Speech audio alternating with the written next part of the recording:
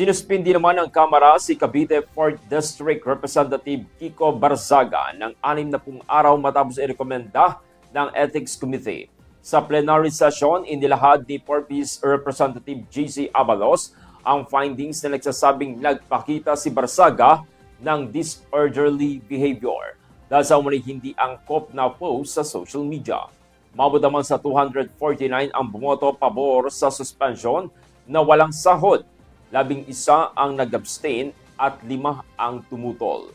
Ayon sa ulat ng committee, nakadungis sa integridad ng Kamara ang mga offensive at irresponsible na post ng kongresista. Inutusan si Barzaga na burahin ang 24 na post sa loob ng 24 oras at binalaan siyang mas mabigat na parusa ang kakaharapin kung maulit. Sinabi naman ni Barzaga na handa siyang sumunod ngunit iginit na wala siyang nilabag sa Code of Conduct.